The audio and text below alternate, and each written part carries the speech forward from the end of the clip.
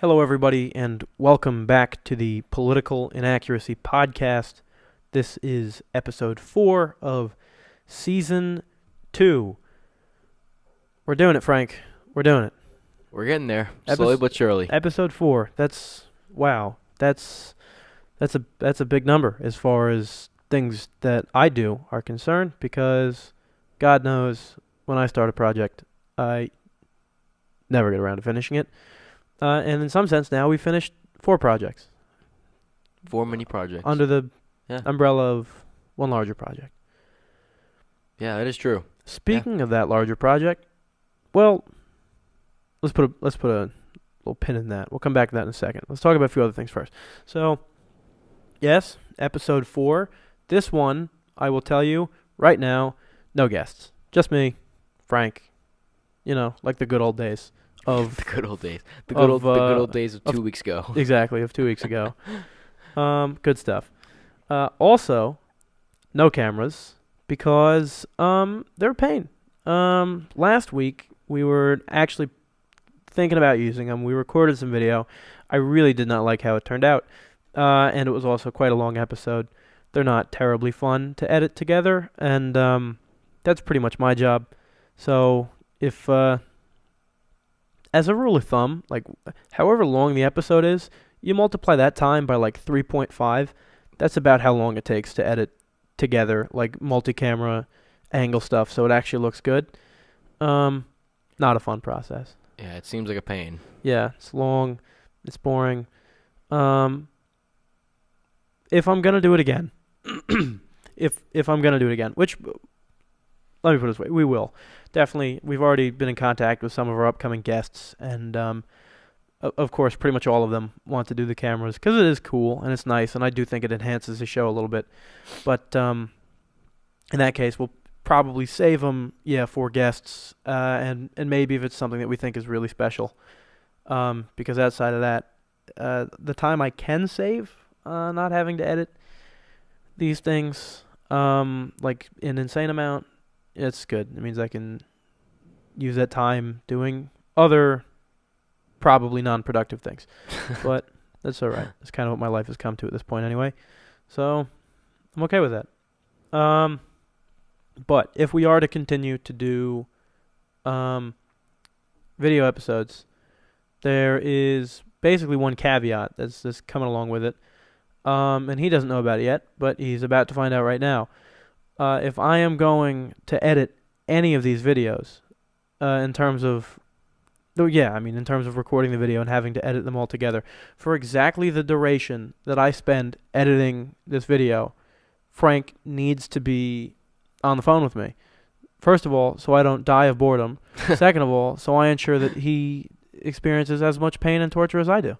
I don't mind doing it. I don't mind it. That's because you haven't heard me scream obscenities at my computer when Final Cut refuses to properly render camera footage in time, and so I'm trying to figure out a good moment to cut, but then it's lagging by 3 seconds, and I make the cuts in the wrong spot, and it's a process. I'll be there to make fun of you the whole time. Don't worry. Well, as I said, honestly, as long as I'm not there crying myself to sleep over it, that's probably a better way of doing it. So yeah, no video last week, no video this week. Maybe video next week, depending on whether or not we start up with our guests. We've got, as I mentioned last week, a long list of guests that we're trying to get on. We're convinced we can do it. I really think we can. Yeah, so as we were saying, 4 episodes, that's pretty good, especially when you consider last season was only 5 episodes. But it's not all that great when you consider that in order to fit every guest on, we need to do about a little over 20. About 5 times this amount. Yeah. So, and that's, not even counting the fact that we've now done 3 of them without guests, right? And we're probably still going to continue to sprinkle a bunch in there without guests. So, again, we've mentioned it before. Maybe we'll start doubling up. I don't know. Really, we've got to see. We're just going to start pumping out videos. How... Audios. Audio's true. Audios with still images. We're not gonna pump out videos. That'll be a rare treat for all of you once we break out the video cameras. So yeah, guests maybe next week. We're hoping to start up with pretty regular guests being almost every week for at least a little while. And again, if we decide to do more than one episode a week, then sure, there's a good chance the second of that week will not have a guest. But at least one a week, guests for a while, starting either next week or the week after, basically, is how it's going to go. No, I don't think we're going to announce any of our guests beforehand. I think we'll just we'll wait for the episode of. I mean, obviously you'll see them in the title, and then they'll be introduced basically from the beginning of the episode. So that's probably a fair enough way of going about it. Anyway, off of there. So I had mentioned before other projects. Have time to do other things, less productive. I also put a pin in, that's not where I put the pin. I put the pin somewhere else. But it was somewhere related to the lines of, hey, doing other things. There are a few other things I want to try, not going to lie. Perhaps with this channel, perhaps on a different channel. We'll figure that out. Me and Frank will talk. And we'll talk with the audience too. Because here's the thing. I've put up a lot of videos on this channel that pertain nothing to the podcast, because this just is like my YouTube channel. Like, this is just, I made this for the podcast, and every time I've needed to put things up since, this has just kind of been like the convenient spot to put them. So there's like some AP European history videos, which actually, I'll be honest, I like those a lot. If you haven't watched them, they're like 15 minutes long. You might as well. There's a couple English projects on here, a couple other like history projects I've done at my school. There's another one that I realized that I never posted that I actually very much enjoyed. I think it's pretty funny. That I'm contemplating posting onto here. But as I said, there's also a possibility that maybe, I don't know. As I said, I'll talk with Frank, and you folks let us know what you'd prefer to see. There's a possibility that either I myself will just go off and branch out, just make a channel where I can and throw up stuff that I have done on my own time individually. Or if you'd actually like to see like another structured channel, where there is some amount of cohesion, but where it also allows for all that extraneous stuff. And, maybe we will just keep this strictly to the Political Inaccuracy Podcast, because that's what's the name of the channel. Just kind of seems to fit. I don't know. Yeah, it does. Yeah. Or to be fair, if this is convenient already and you don't really mind, maybe we'll keep everything here. I don't know. But along that long tangent line, there is this as well. There are a few other things, as I was saying, a few other projects actually that now that it is in the new year, I'm excited to try to start. I had a lot of time to think to myself on New Year's Eve, and I've come up with a bunch of good ideas that I figured going into the new year then that I'd be interested in starting. And so me and Frank haven't really talked about this. We were meant to. We'll get to it. Yeah, we didn't yet. So I'm not going to say like it's going to be an us thing, because I don't know. We'll see how much Frank wants to be involved in, because he already has to put up with me a lot. And God knows he deserves at least a couple different medals for that. So we'll see. But there are definitely a few other things I would like to start doing. If you're interested in any way, I really can't give away the details, because they're sort of, not that they're secretive, but I want to wait until they're more refined. No, it's a secret. Also, yeah, it's a secret. It's a super special secret. There you go. Shh. Hey, if you write me a letter in invisible ink, I will write back in lemon juice. I promise. Anyway, yeah. So if you're interested in any way in these secrets that we can't tell you about yet, just know that they're going to involve, I will say, to some extent, video. So if you like being behind cameras, if you like being in front of cameras, if you like being behind microphones, or what's kind of, you can only really be behind the microphone. That doesn't, there isn't.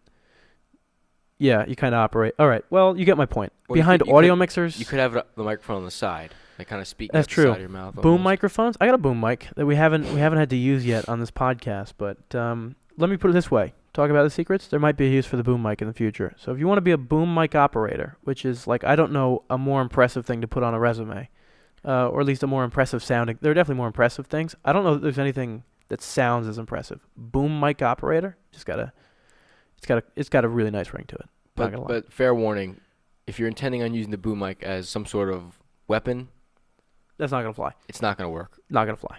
Nope. We suggest you find another place that has boom mic, because we're not looking for that kind of boom mic operator here. Well, not yet, at least. I've got this idea for a skit. It's called Boom Mic Jousting. We'll talk. Okay. So yeah, anything that you're interested in. Boom mics, audio mixers, behind cameras, in front of cameras. By the way, that means like acting is what that means. That's what that refers to in the world of vague speak. Vague speak. Yeah, that's pretty much most of what I do. Certainly what we're going to be doing a lot of this episode, just you wait.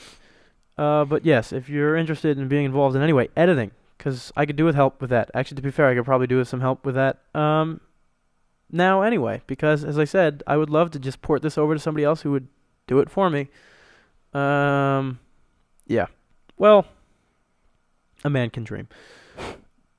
If you're interested in any way, let me know. As to what they are, some stuff will involve video. I would like to do video. Video would be cool. Yes, that means like acting and whatnot.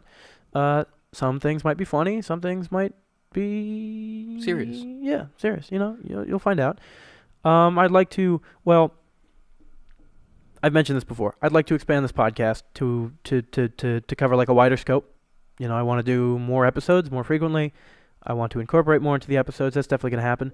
But I also have a few other ideas in terms of not necessarily podcasts, but what I'm going to call audio logs. Don't worry, Frank. I'm not like abandoning you here. That's not what I'm saying. We've joked around a little bit about the possible starting of like the Deaglan DiMurro project, which I go rogue, which is kind of weird to say because I kind of own this podcast anyway. Yeah, so you could technically go rogue with this too if you really wanted to. Well, that's what I'm saying. Like, why would I go rogue from here when I could just like kind of cancel it or just rebrand? Could be the whole thing. Just rebrand. I'll rename the channel and the show and sell the copyright to this one. Yeah. Just go off on your own. There you go. We'll see. I don't know. There have been jokes about that. That's not what I'm implying. Not the Deaglan DiMurro project. Not yet, at least. When there's a high enough demand. There's a demand, all right. It's not high enough. Once it's like really desired, then we'll be on. But I'm talking about a few other things. I think they're really interesting. I think they'll be really cool.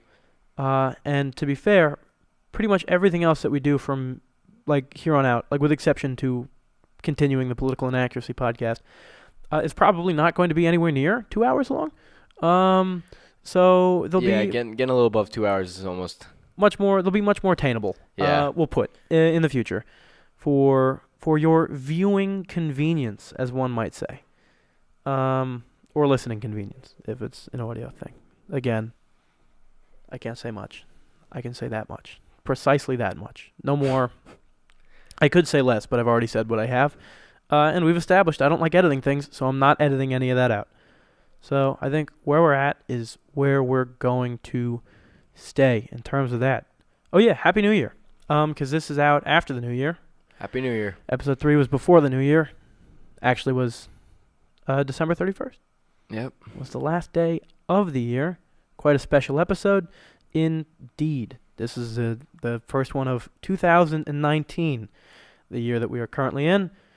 It's exciting. Exciting times. I'm going to ask you. Oh, Lord. Do you have any New Year's resolutions, Deaglan? Well, we've discussed this. For the show, yeah, I assume you mean me personally, which we'll probably get into. For the show, yes. We're going to fulfill promises, which we've never done. But we're doing. We're actually doing it. I think we've almost done that last year, too. We started fulfilling more promises, I think. Like, actually fulfilling But last year, them. you mean 2018? Precisely. Okay, I'm sorry. I'm still a little iffy on that whole, like, last year thing. I don't buy that. You mean a week ago is what you mean. Oh, when people say, I'll see you next year, December 30th, hey, thanks. I got a good friend of mine who I won't mention by name now. You know who you are. who, with like 20 minutes left in 2018, sent me like well, it's been really fun, guys, but I think I'm gonna have to see you all next year. God. And I sent him back. I was like, you really had to get that last dad joke in, didn't you? Like you couldn't finish your year without it. And I saw a post on either Instagram or Twitter, and it showed like a guy kind of like with his hands like in the air, like he looked like in distress, like, oh shoot, like that sort of thing. And it was like dads when they forget to tell their sons see you next year when they go out on New Year's Eve. Yeah. So yeah, we did some of that last year, but and by that I mean a week ago. But what we did say is that we want to continue that, and we actually want to like rebrand ourselves as being capable. Capable and consistent. That's right. what we'd like. So in the past, where I had always said, so we're going to tell you this, but we're not going to promise anything. Now I'm going to say we're going to tell you this, and we'll leave it there. I'm not going to say we're not going to promise it. I'm certainly not going to say we are going to promise it. But Too many lofty expectations if we promise it. Yeah, exactly. Yeah, all 12 of you who who consistently watch this show, we applaud you. You too deserve a medal. But yes, we would like to try to get episodes out on time, which so far so good. Again, episode 2 was a day late. Episode 3 was intentionally late because I wanted to release it on the last day of the year. That was not an accident. Could have gone up the day before. Not my fault. I mean, it is my fault, but like it's... All right, stop. Just don't criticize me. This one, well, obviously I don't know. Hopefully Sunday. If not, sure, Monday morning. I mean, that's pretty much maybe Monday night. That's how it's going to go. It'll be Sundays or Mondays. Like that's how it's going to work.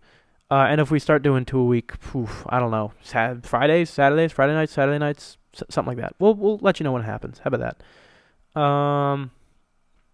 Other things. We want to try to lie less. That's the idea. I don't think we've lied much, but lie less. Be more realistic. Be more that's always accurate. There you go. That almost is our name. So certainly, I feel like there's something else I said we want to do about the show. Oh yeah, and then like other sort of generic promises. So we said like we'd do cameras, and we did, in fact, adapt to cameras, and then immediately run away. But but at least we did it. At least we know we're capable of doing it, and I will go as far as to promise we will do it again, at least at some point in the future. So that's exciting. We said we'd bring on guests. We did. We had our first guest on, week. Ryan Urtz. Thank you, Ryan. It was a lot of fun. Pleasure talking with you, As Ryan. we discussed, we're certainly going to look to have him back on, at the very least in back when he comes back in the likes of May or June. But it was a fun discussion. Very good episode. I really enjoyed it. Again, a thank you to him for coming on. But so we did do guests. Again, we don't now. That seems to be how we do things. Is we say we're gonna do it, and then we do it, but just for one episode. Just for one episode, yeah. You know, we do cameras, one episode. Guests, one episode. But they're coming back. Both cameras and guests coming back. That's a promise. Can I do that? I think I can do that. That's at least one thing we can guarantee and or promise, I guess. That's a promise. Yeah, that's a promise. That's gonna happen, and I hope you all are excited as I am about that. Yeah, so I mean that's New Year's resolutions for the show. For the channel, I think I just kind of discussed that, like expanding either on this channel or on a different channel or however it's going to work. I'm going to ask you all for feedback on that, and I'm sure none of you are going to give it to me because it's how this has gone for the most part. That's okay, though. On it's on okay. episode 2... It's okay. I'm okay. Episode 2 got some comments, one of which named the title of a movie, which Frank named in the episode anyway? Yes. So, yeah. So, I don't know. Somebody thank you for correcting what was not wrong, I guess. Thank you for clarifying the movie that I clarified, but hey. Yeah, thank you. You were a big help. That's good. I can't wait. Hopefully on this episode we can get a comment and be like, hey, that guy talking at the beginning is Deaglan DiMurro. And I'll be like, oh, that's great. Only if I had mentioned that. Hey. Actually, to be fair, I don't know if I did mention that. Hi, I'm Deaglan DiMurro. If we haven't I covered that. recognize you. Yeah. I remember you. I feel like I've heard that voice before. Maybe. Yeah, I'm Deaglan. That's Frank. Over there. It's Frank. Across from me. You can't see him. Actually, that's a lie. You can see him. He's the picture you're looking at now. If you're looking at the picture, he's the one there. I don't know if we ever talked about how we took that picture. I don't know if now's the time to do it. Probably not. But it's interesting. Interesting little story. Frank is indeed the one in that picture. I was the one in the first season, in case there's any discrepancy. Frank is there. Season 2 picture. It's exciting. Yeah, I don't know. Do you have any New Year's resolutions for the channel? We'd talk personally in a second, but just for the channel? I honestly think you covered it all. I mean, obviously, one of the big ones to keep promises, obviously. Yep. But other than that, I really have nothing else, to be quite honest. That's fair. It's only fair.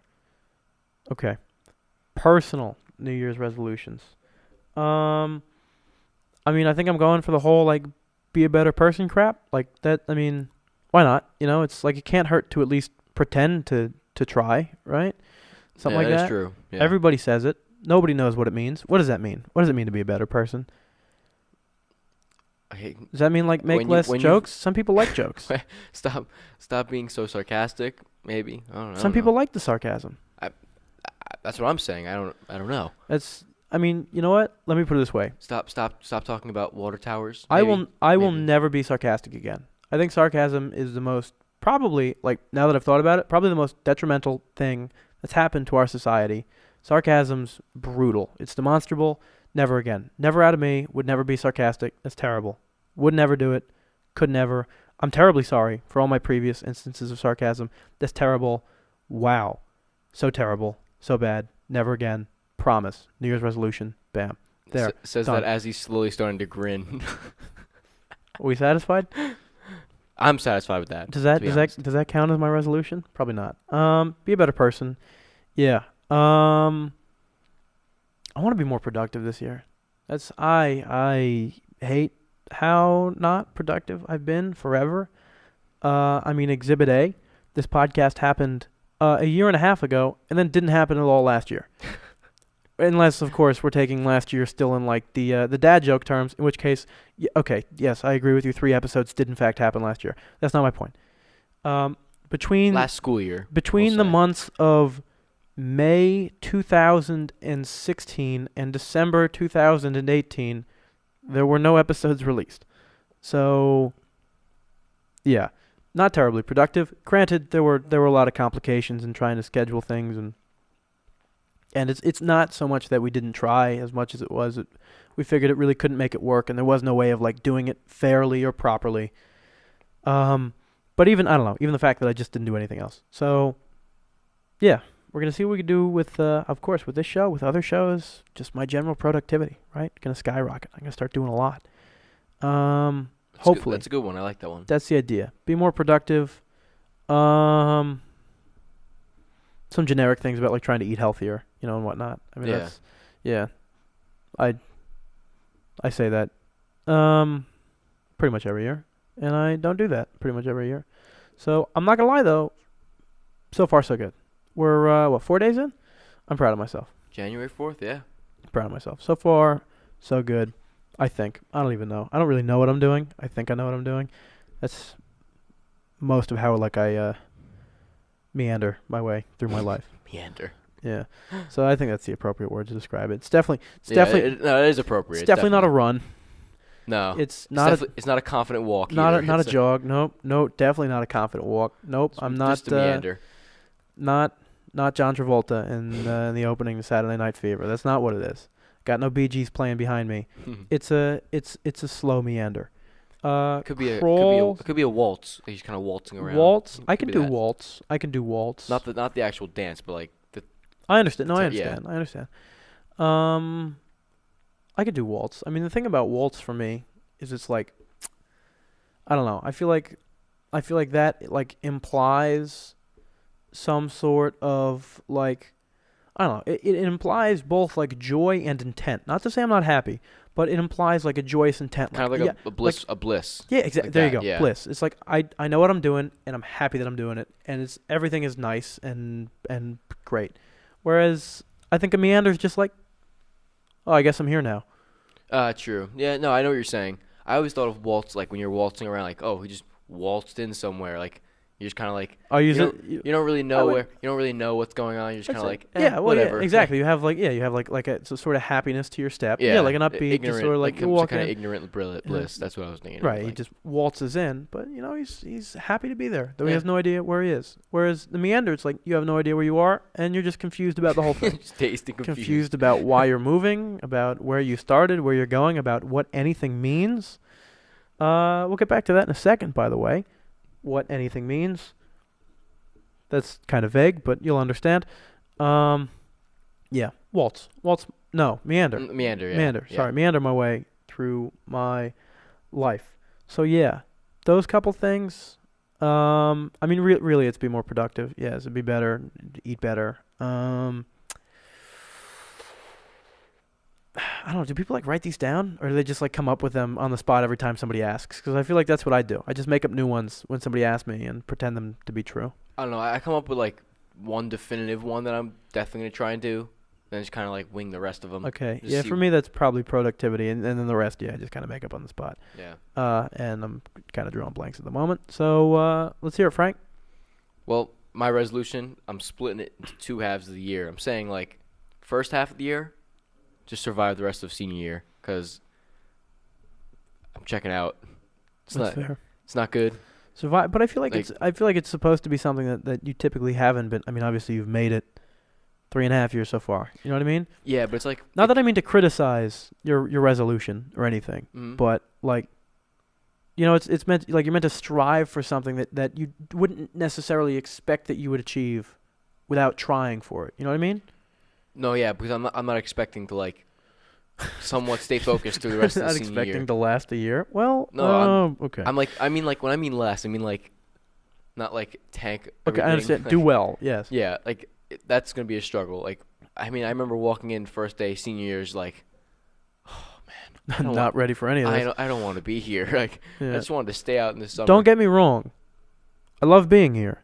Oh yeah, not like that. Can't describe where here is. Sorry about that. That's just the nature of this podcast.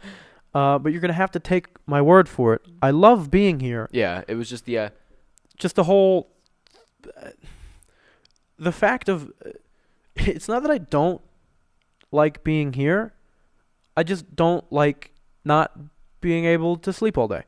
Yeah, that's definitely like a pretty like big thing I'm missing in my life right now. Yeah. But no, I'm just like trying to focus on not like completely checking out and just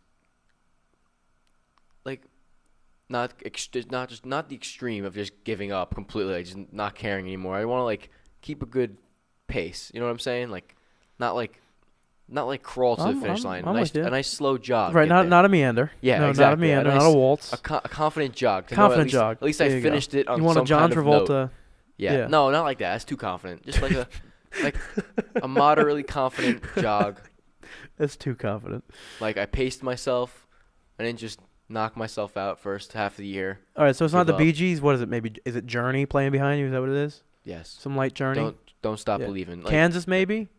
Maybe. Dust in the Wind. Yeah, I think that might be a good one. There you go.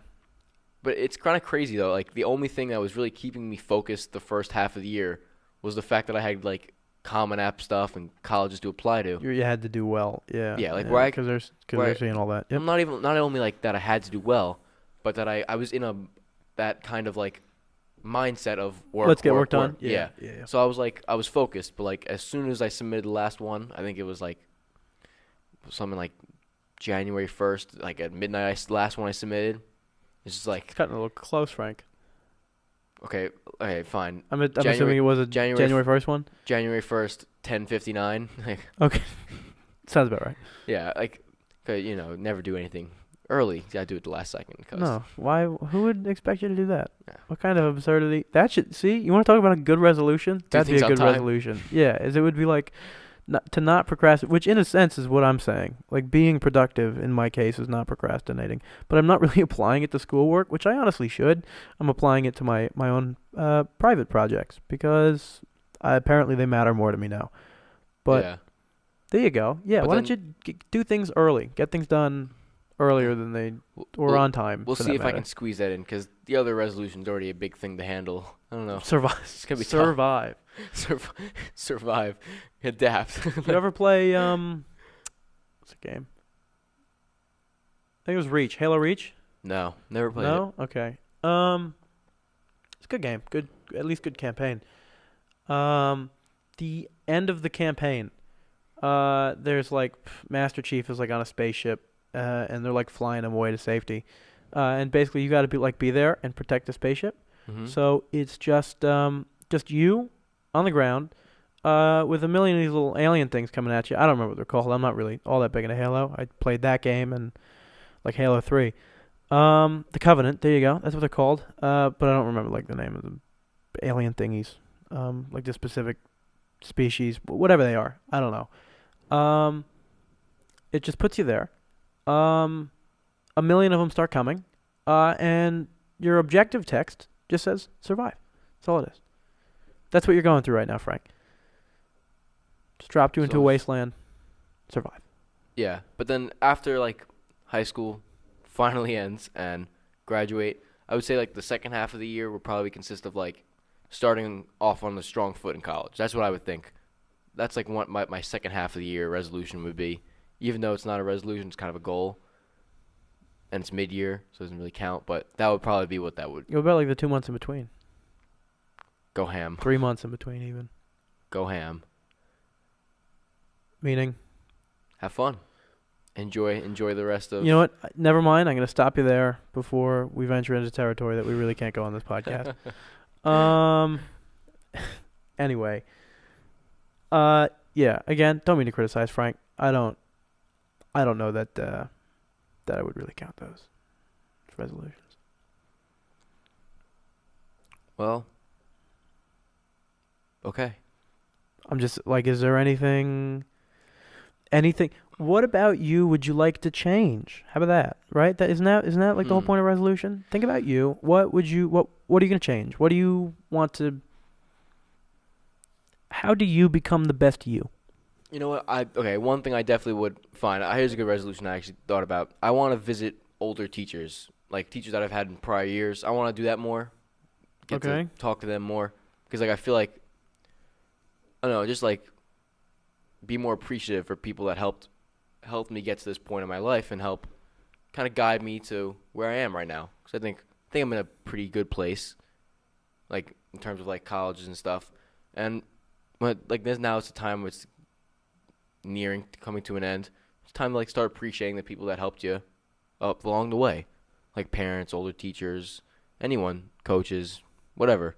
So I think I'm gonna start like going visiting old prior teachers, saying my thank you to them for helping me in whatever way they did. Because I don't know about you, but like to me, my teachers definitely helped me in many different ways throughout the years. I think. They taught me a couple things. Yeah, definitely at least a couple. I can read now.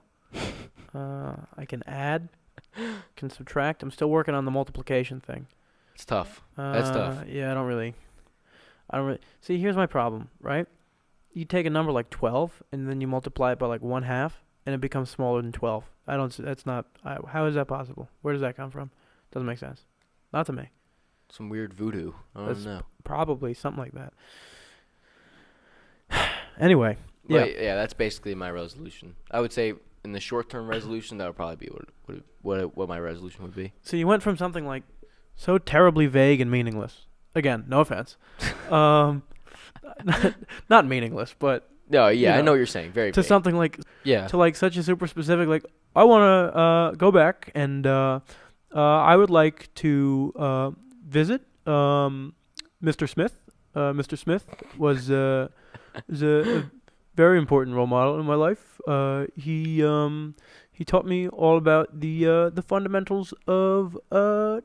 Okay, maybe I went a little specific, but my like theme was just to appreciate the people that helped me along the way. That's all I meant to say. Okay. Sorry. I'm not ridiculing you. I'm sorry. I'm not. I'm sorry. I mean, I was It's ridiculing you. I'm sorry. It's okay. Listen, it's okay. Thank you. But that's all I was trying to say. I wasn't like, I mean, I'm actually starting to visit more teachers after school a couple days. That's good. But really, I just want to just appreciate the people that have helped bring me so far, bring me here to now, and that's it. Can I admit something to you? Yeah. Since I left my middle school, I have not gone back to visit a teacher. And I'm actually like, now that you bring this up, I'm like genuinely upset with myself. No, I was too. I haven't seen any of them since freshman year. I visited them once freshman year and didn't do it since. Yeah. No, I have not. So like now it's like last year, might not even come back. It might be far away. Might go somewhere far where I'm not gonna see anybody. Kind of like, I might as well go back and see them. And Frank, you're making me feel like a terrible human being, because even though you're introducing this idea, I know I'm not gonna do it. Like you do what you have to do. See, no, okay. See, don't go and pull that now. Jesus, no. I don't know. Maybe I will. I honestly, I ought to. There are a few teachers I would like to visit. The rest of them. Okay, I'm not saying I'm going around visiting every teacher. I'm just. I know. I understand. The ones I liked. Okay, right. Yeah, the ones that actually meant something to you, that you figured helped you in any way. And if I accidentally run into one of them in the hallway, it was just a detour. Yeah. Do they recognize you? Yeah, almost every time. Yes, I mean, I don't really know what you looked like in middle school. I have a vague remembrance of you in freshman year. Every teacher that I visit back or have started visiting back to have said that like I look like I haven't changed at all, which is saddening. How does that make you feel? Yeah. It's not. It's kind of like a backhanded compliment to me, but thanks. I don't know. Like I don't know how you respond to that, because like, I mean, I guess it's nice that I'll tell you exactly how you respond to that. I guess it's nice to know that I didn't have like a facelift in the last 6 years. Some teachers you look like you haven't changed a bit, and you look back at them and you're like, well, that's funny because you look really old now. Well, that's funny because you've aged quite not very well. Yeah, it's like, well, I guess I guess my 6 years just added onto yours because. Wow. Yeah, you look back like, didn't you? You were like in your 20s, right? What are you, like 52 now? Like, how did you do that? What did my 6 years of aging became 20 for you? Jeez. Yeah, it's like, wow. Yeah. Some time discrepancies there. Yeah. See, that's the thing. I can guarantee. I was still like a pretty big kid for my age, so I looked like old back in middle school, older than I was. But probably in like 8th grade, maybe I looked like I was like 15 years old or something like that when I was like 13. 7th grade, like similar sort of thing. Maybe I looked like I was 14. Now I look like I'm like 25. Like, yeah, that is reasonable. I mean, by and large, if you don't know who I am, and then like you meet me, especially around the school for the first time, you would think he was. Pretty much everybody tends to think that I'm some sort of faculty member, which is a little strange. It's a great power to have. Don't get me wrong. I like to tell the story, and this is partially true. We had an art teacher in the building who he was here for a year, and I swear that from the day he came in to the day he left, he thought I was a faculty member. Like he left this building convinced that that I was on staff. It was weird. He like asked me permission to do things. He'd be like, "Hey, Deaglan, is it alright if I leave now?" and I'd be like, "Yeah, it's 2:00. The school day is over. You're free to go." And he's like, "Oh, because they're doing this after school thing with the basketball team." And I was like, "Well, do you do basketball anyway?" He's like, No. I was like, "Yeah, and you can leave." Yeah. And he'd be like, "Oh, thanks, Deaglan." And I don't know. It was true because you were dressed. You would always wear like a suit coat with like a shirt and tie. I do have to. I wore a suit jacket a lot. Yeah, for like suit jacket a lot. Right, for like admission stuff and other meetings and whatnot. But so I mean, like, it's pretty reasonable. That's fair enough. We have I'll throw this in. We have a friend of ours in our class who I won't mention by name, but he was in AP U.S. history class with me last year, and he had transferred in at the beginning of last year. So he didn't know me at all. It was his first day in, and the teacher for the history class hadn't walked in yet. And so I had like walked in, sat down, right, pulled out my computer, I was ready, and as I was just talking to this guy the other day, and he told me this. He said that he turned to the kid next to him, and he pointed at me, and he goes, "Why is the teacher sitting with the students?" and the kid looks back. He's like, "That's not the teacher. That's a Deaglan." Yeah, that's he's a character. You'll come to know him in time. But no.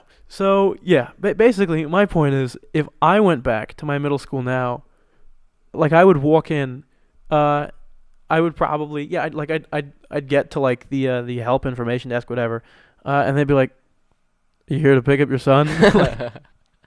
like, what? Can we help you, sir? And I'd be like, "I'm just looking for my teachers." And then they'd look back and they'd be like, "Yeah, I don't know what teachers you had, but I can guarantee they're all retired now." Like I'm sorry, we have no faculty members who've been here for over 30 years. And I'd be like, but no. Oof, that would just be. Yeah, I walk into one of my teachers' rooms and he'd be like, "Oh, are you the new assistant?" No. Oof. I don't. You one of the interns? Yeah, exactly. It'd be interesting. It genuinely would be. Like, it would be interesting to see how many of them recognize me. Because it's not that I look super, super, super different. I mean, I used to definitely had longer hair back then, and now I keep my hair better. I mean, I just think I keep myself better. Like, I mean, it's right, going from like the classic like just shorts and a t-shirt is the correct clothing for every situation in middle school. That's fun fact how I survived like 2 chapters in French class. We talked about clothing because we were supposed to, like, if it's cold outside, you would wear what? If it's warm outside, you'd wear what? If it's whatever, if you're indoors, you'd wear what? And my answer to all of them was shorts and a t-shirt. But the thing is, I could because I literally did every single day. That was kind of like the running joke. But no, that was the public school life. You didn't wear anything else but like. That's true. Either, like for me, sweatpants in the winter and like a sweatshirt. And then shorts and a t-shirt every other time. Yeah, no, not even for me. It could be 12 degrees, shorts and a t-shirt. Jeez. God forbid. There was no deviation. There were like 2 days that I didn't, and those were the days that I had like concerts in school, and I had to wear like khakis and a button-down shirt or something like that. Thank God for high school, because if I was still living that life, oh Lord, yeah. So I actually know how to dress now like a civil human being. It is a nice thing to be able to do. Yeah. Yeah. Yeah. Like that's just. Yeah, it's like nothing. Like you just. Yeah. Exactly. You really can't describe it more than. No offense to everybody else who hasn't learned the ways of like civility, but it helps in life. It does. Yeah. It's a good thing to know how to do. Keep wondering why you don't get those jobs you're applying for. Well, here's a good idea. Don't show up for the interview wearing like a Mario Party t-shirt and some bright orange shorts. Yes, yeah, exactly. Yeah, just like 2 colors that don't even match. You walk in with like running shoes on, like neon. Everything's neon. Yeah, neon green, neon orange.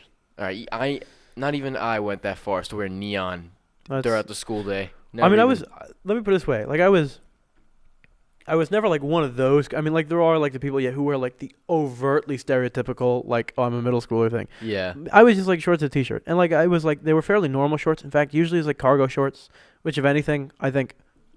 Let's be real. That's a big step up. That's like for middle schoolers. Oh, exactly. Yeah. That's like acting above age. Cargo shorts, and it's just like band t-shirts, which is like, to be fair, like pretty much what I wear now over the summer, except usually I'll still throw on like jeans.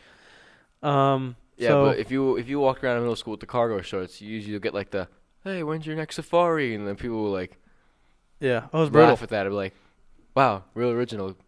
Like 15 other people have said that in the last 2 minutes. Thanks. Like, yeah, no. So, thank God for high school. Again, for thank God for dress code. Allowing me to not be like that. Yeah. But so yeah, so I definitely I look significantly older, even than the like disambiguation in what I was back then and what I used to look. Now it's increased. As I said, definitely do my hair a bit differently. Dress like a human being. Actually, I think I hold myself a little higher too. I don't know. So I'd be interested to see, if they recognize me. I actually have a funny story about like dressing nice, like knowing how to dress like nice. a human being. In 8th grade, when you could do one of those things where like, you kind of like follow around a student of a high school you're thinking about going to. If it's like a private school. Okay. So I was doing that for a shadow thing. Yeah, I was getting ready in the morning to do a shadow of a student of another private school, and my mom pulls out this like the nice khakis, the one pair of nice khakis I had. The nice khakis, for exactly. For the Easter church. Right, because back then that's what it was. It was the nice khakis and the nice shirt. Exactly. The nice Yeah. Sperry's. It was like a nice like long sleeve button down shirt. Easter like colors. And, oh Lord. And like a white sweater. And I looked at her, I was like, what is this? She's like, going to a private school, Frank. You have to wear this. I was like, nah, can I just wear sweatpants instead? No. And I swear we got into a fight for probably about 25 minutes on me trying to convince my mom about why I should be wearing sweatpants. And if you were to hear, I gotta show them who I really am, Mom. No, that's what I said. I was like, how are they gonna know who I really am if I'm not wearing? I can't pretend to be somebody I'm not. Yeah, I was like, how are they gonna know who I really am if I'm not wearing these genetic sweatpants that everyone in middle school wears? How are they gonna know who I really am? How are they gonna know I'm a middle schooler? Yeah. How are they gonna know I'm a prospective student? Are you kidding me? If I go in khakis and a button down, they might think that I'm a parent. Yeah, They might. She's like, Frank, these are like $15 sweatpants I bought at Kohl's. They're not like that nice. They're not that special. She's like, probably like 500,000 kids that wear those a year. Comfortable. Well, that's true. But honestly, I've grown to find that khakis are actually like very comfortable. When you get like nice khakis, they're very comfortable for me. Khakis At are least. alright. I'm a jeans kind of guy. And I never liked sweatpants ever. Yeah, really? Myself. Nope. Never liked I sweatpants. get a good pair of sweatpants. Never wore them. Still don't wear them. Hmm. Any of those sorts of things. Pajama pants. No. No, just give me a pair of shorts. So many pairs of pajama pants. Give me a pair of shorts. I still have cargo shorts, and that's like cargo shorts, and I have a couple decent like khaki sort of shorts if like it needs to be decent. But like that's like nighttime loungewear, anything like that. Bam, pair of shorts. It's the way to go. Oof. Well, in the winter, I'm a big pajamas guy. No, I don't believe in pajamas. I get home, I will take off my polo shirt or button down if I'm wearing a button down, and I have an undershirt on. That suffices. And then shorts. And like that's it. I mean, it's not like I don't need to prepare myself to like be doing it. Like I just need to have some amount of clothing on that can get me through like 2 or 3 hours before I jump into bed. I'm not saying I wear a nightgown before. I'm not saying like I prep myself to go into my bed. But like saying that, and I understand that like I am in the vast minority here. Like I'm not arguing that like everybody else in the world is wrong. Well, I kind of am. If you're anti-pajamas, you're just anti-America. That's basically what it is. That's okay. That's one of our like American freedoms. All right, thanks, Dick Cheney. Yep. All right. Yep. Why don't we liberate all the non-pajama wearing countries of the world of both their inferior ways of life and also their oil. Their oil too helps if they have oil. Oh man, lots and lots of oil. God. All right, it's terrible. Yeah. Well. Okay. Terribly funny, but anyway, yeah. So don't make fun of someone that can't defend themselves. Can't do that. What a person without pajamas? What? Dick Cheney. Dick Cheney. You just give blows at him. He can't even defend himself here. Cheney can't defend himself. Okay, yeah. Neither could like 7 Middle Eastern countries. Dick Cheney didn't seem to care. I'm not saying what he did was right. I'm just saying give the chance a man to defend him. Give the man a chance. Give the man a chance to defend himself. That's all I'm asking for you. No. That's all I'm asking for. Not Dick Cheney. Not Dick Cheney. If not Dick Cheney, then who? That's the real question. pretty much anybody else. There's a very short list of people. Dick Cheney, Henry Kissinger. Yeah, that is. Yep, the two of them. We have a Henry Kissinger quote in our school, don't we? We do, and it every day I see it. It boggles my mind. Every day I see it. I'm like, that's not the man you want to quote.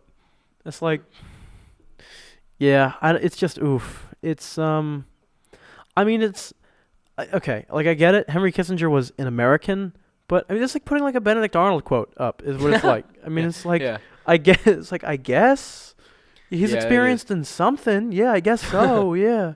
You're right. He was pretty good at espionage, but I don't think you got the story the right way around. Yeah. So it's like putting like having Benedict Arnold like give a loyalty speech, like have a loyalty quote said by Benedict Arnold, like loyalty is the biggest part of a country. Yeah, it's like thanks, Benedict Arnold. Maybe throw that one up in Britain. Maybe I don't know. It just doesn't seem to work here. Something about that just seems a little off to me. Yeah. So Henry Kissinger quotes, in any civil place. Yeah, it seems a little out of place. Yeah, any place that believes in like,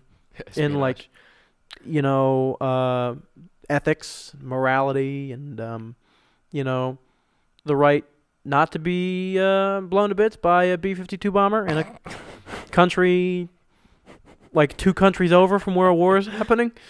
Call me crazy, right? Call me crazy. Yeah. Well, anyway, yes. It would, in fact, be interesting, I think, to see how many of those folks still recognize me. Better yet, go back to... So you've just gone to your middle school? Have you gone to, like, elementary schools too? No, yeah, I actually went to elementary schools, too. And they say the same thing. You haven't changed a bit? You haven't changed a bit. Well, I'm about 1.5 feet taller now, but I guess it doesn't matter. I guess it doesn't mean anything. I think when they're saying that, they're talking about my face, not, like, the rest of my body. I think they're talking about just, like... my look, way my faces look, which actually really hasn't changed over the years. Like you go back to like a 2nd grade teacher, and she's like, "Wow, you still can't formulate sentences." Wow, you still read on a 3rd grade level. Whoa, which sadly is the truth, but that's haven't changed a bit. Yeah, and you're like, "Thanks for pointing it out." Yeah, other than like you grow a little more facial hair now, that's like basically all that's really changed in my face in the last 12 years. That's to be fair, probably a good thing. I would yeah, it should stay relatively the same. Ideally. Yeah. Unless you're planning on like robbing any place anytime soon, then I'd say change it up a little bit. Yeah.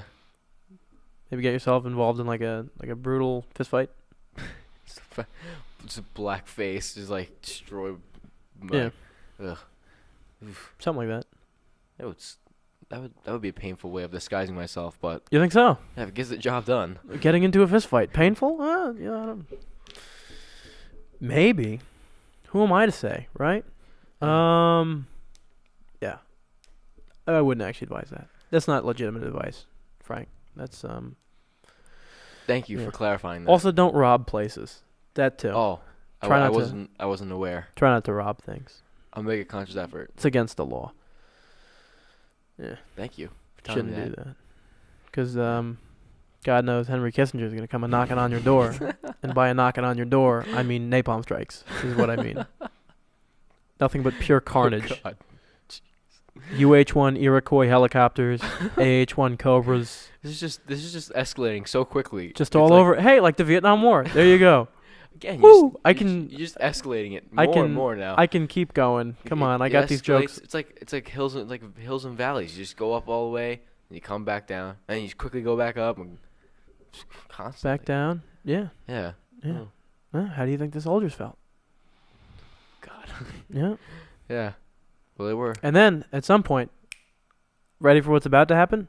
We're gonna go up. Whoa. And then we're not gonna come back down because we're gonna die on that hill because it's Hamburger Hill. That's a fun one. Oof. All these obscure Vietnam War references going on here. This is, for anybody who knows what I'm talking about, you're going to find this stuff hilarious. And then for everybody who's a normal human being, you're not going to get it at all. So, sorry about that. But it's entertaining to me. And I don't know if you could tell. It's really all I strive for in these podcasts. If it entertains me, it can fly. To be honest, it helps that we're reading a book that pertains to Vietnam. Because I actually know, like, I can understand the references you're making. Now you've learned slightly. Not 100%. A little bit. But I understand, like, the gist of your references. I understand that there are hamburgers and that there are hills, but I'm confused as to how the two combine. Is this a hill made out of hamburgers? Is this a hill with hamburgers at the top? Is this a hamburger in the shape of a hill? Is it a hill with a hamburger shack at the top of the hill? There you go. That's the real question. Do they sell good hamburgers anywhere in the vicinity of this hill? No. That's going to be my answer for you. I don't think they sell good hamburgers anywhere in Vietnam. Anywhere in the vicinity of Vietnam? Yeah. Probably not. Something tells me they weren't really going through like the whole McDonald's boom thing. I don't know. You know what? To be fair, maybe though. Look at the flag, red and gold. Just needs a couple arches and it's good. One big boom. That's multiple times. Yeah, several booms. Several 100,000 small booms actually, which coalesce into a larger boom, collectively known as Operation Rolling Thunder. Yeah. And to be fair, that wasn't even all that much Vietnam. Thus setting up the movie Tropic Thunder. There you go. Who knows Tropic Thunder? That's a solid movie. It's based off Rolling Thunder.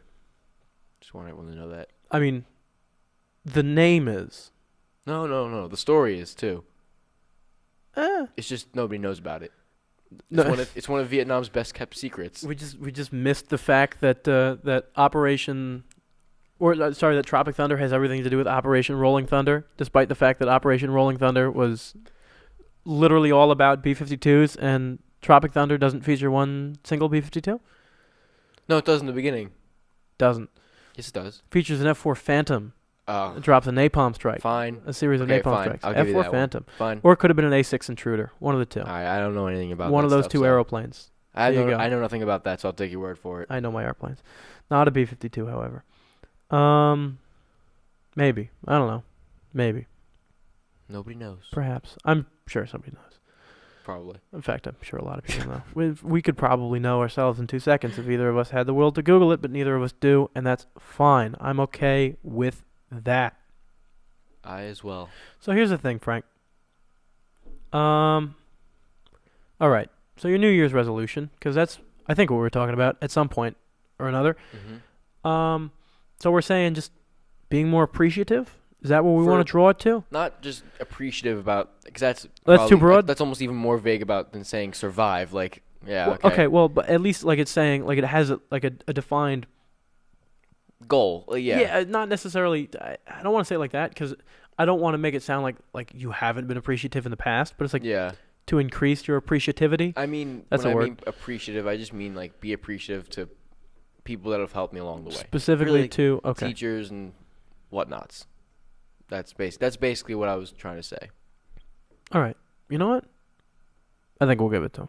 Yeah, and rather than just like saying it to my head, like, oh, I appreciate this person, just stop by and say that. Be actually say thank appreciative. You. Yeah. Yeah. Actually, like, show it to them so they know, not just in your head. You know. Show up and waste their time while they're trying to get important lessons in. I wouldn't say it's wasting their time, but there are definitely a handful of teachers that I can think of in my past. Or like if I went back to them and I was like, dude, hey, how you been? They'd look at me and they'd be like, Deaglan, I'm actually giving a very important lesson right now on the nature of igneous rock. So if you could please leave. And I'd be like, funny you mentioned. Wow. Those teachers would be ones that I wouldn't go and say hi to. In the first place? Knowing in the back of my head that they would do that. That they don't want to see me? And they probably didn't have much of an effect in guiding me at all throughout. See, I think you and I look at this in a very different light. Because you want to go back and be genuine and, like, thank teachers. I feel like the teachers I would be most inclined to see are the ones that I hated so I could screw with. Maybe not necessarily Maybe if it was a teacher that, like, didn't think I would amount to anything, and then I am, like, not saying I amount to anything right now, but, like... you walk back in and you're like, guess what? You were right. Guess what? You may have been right, because I still am nothing. Like, I'm still basically just a person. Yeah. Not my... But, okay, what I'm saying is, like, if they thought I had, like, no shot at, like, achieving anything that's, like, somewhat good in any way, and I ended up doing it, I would probably go back just Bust to, like, into the door. Guess who hasn't been to prison yet? exactly. Not this guy. No, but also it's nice to when you go back because they always have the memories of you and you get to reminisce about the simpler times. That's also a nice thing to think about the when times were a little more simpler. What's our favorite middle school Frankie story that we've heard from one of the teachers? Oh, okay. So 2 weeks ago, right when we were on Christmas break. Yeah, last year. Yeah. I'm not gonna say last year, but 2 weeks ago, right when Christmas break had started for us, my It's old winter middle break. school. Was it? It's winter break. It's winter break. Winter break. I mean, it's Christmas in there, but New Year's is also in there. True. Fine. Can't give all the credit Winter to Christmas. break. Fine. There Winter you go. break. My old middle school actually had school one day after us, so I walked in at like 12:30 just so because I knew they were all gonna leave right after school. So I walk in like midway through the day and was just stopping by any teachers that had free periods or if they didn't have it, just walk in anyway and just say hi. They didn't seem to mind it. They weren't teaching anyway. And one of them, I won't name the teacher, but I walked in and she vividly remembered a story about while we were taking a biology quiz. I sat in the back, all the way in the back, with a boy next to me and two girls to my left, and we were on like one of those like lab tables where like the high chairs and all that. Right. And the only thing we had dividing each other between the tests were these little dividers with like little holes in them. I don't know why the holes were there. They didn't serve any purpose. Or were they just like folders that have like No, they folder were holes in them? they were actually wooden dividers. Oh. But they had marked like holes put into them, like actual like, which was like weird. Like, what do you air holes? For what, breathing? You're already breathing. You know, in case what person will make a box, and then like what are they gonna make a box around themselves and then realize they can't breathe in the box? Like, and you're like, oh, God, I wish I drilled in air holes. But anyway, so while I was taking the test, the boy to my right was just going, psst, hey, psst, hey, Frankie. I'm like, what? And he's like, did you finish your test yet? I was like, yeah, about like 4 minutes ago. And it was like only like 10 minutes left of class. He was like, slide your paper over. I was like, I could just read you the answer if you want. He was like, no.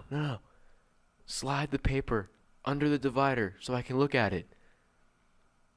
And so, because like I wasn't like, I'm not a tattletale. I don't really I didn't care all that much about it. It wasn't a big deal to me. Just like kind of slid it right into the divider.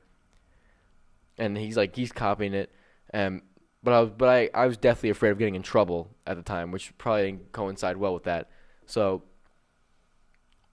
the teacher's walking down the aisle, and she sees him with my test out, holding the test up like this, and going like this. And she's like, whose test is that? And he goes, oh, it's Frankie's.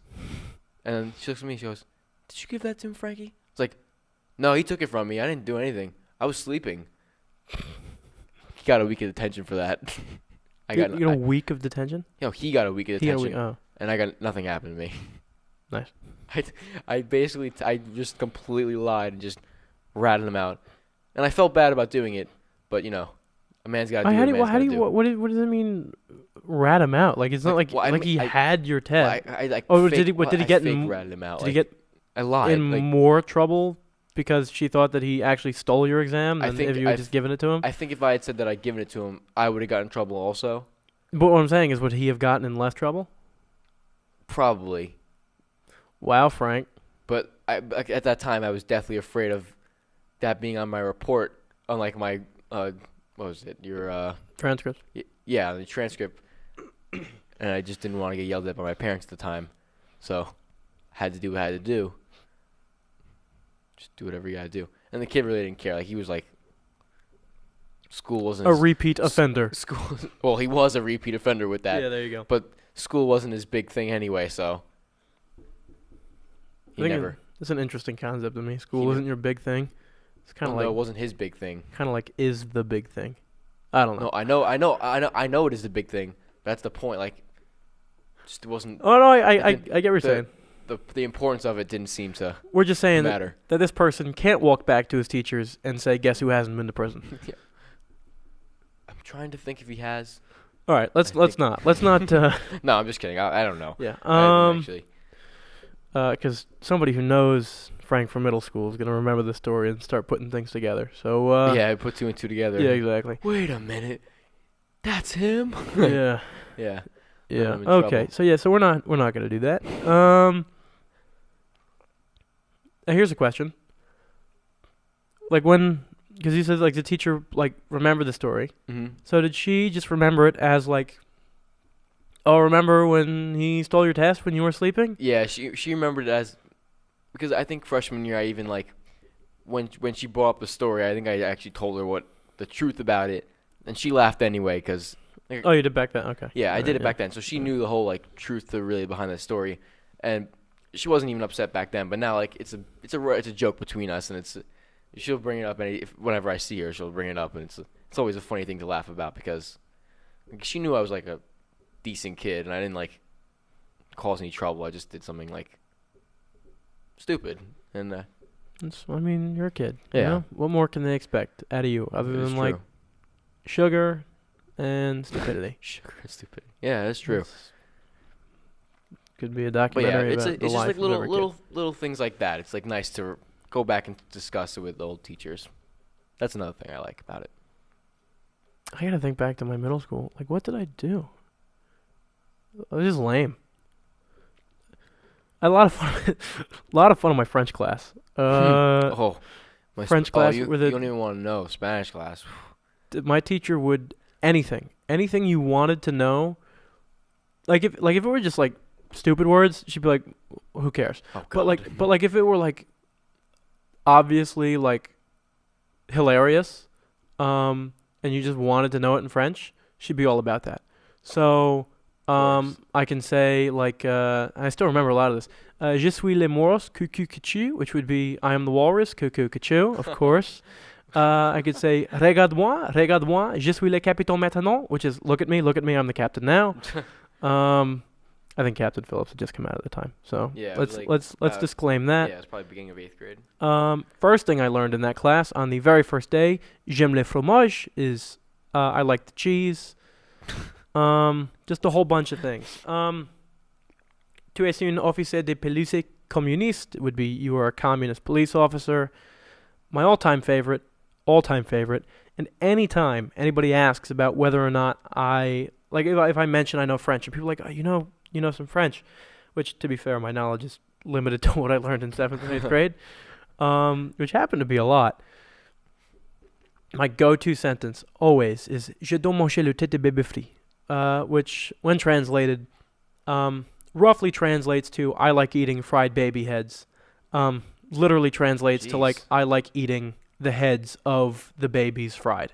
So, but it carries that meaning. What do you guys think about it? Like, geez, how can you ask a teacher about that? That's weird. I'll tell you why. Because what you need is a sentence that you can say that sounds overtly French, which this does. But it's completely ridiculous. Je dois manger le tête de bébé frit. And if anybody like, either if they're able to take the time to actually translate it, or if they know French, can listen to that and find it hilarious, and they get a giggle out of it. And that's the whole point.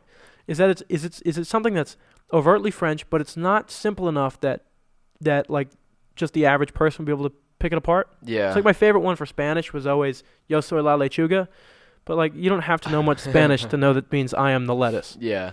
Well, being completely honest, I think it's like a select audience that would find I like to eat fried baby heads like comical. Yeah, and that select odd. audience happens to be the entire population of France. I hope you know. Do you really? Is that actually true? Because that's exactly their sort of humor. Oh, true. French. That is exactly. That is true. French are kind of like 100% their sort of humor. Yeah. I mean, yeah. Exactly. I buy that. So I drop that phrase anywhere in France, anywhere in French Canada. Immediate stand-up comedian. Immediate. Especially coming from a person who does not look like he can speak French. Oh yeah, you become everybody's favorite. That's But anyway, outside of that, and yeah,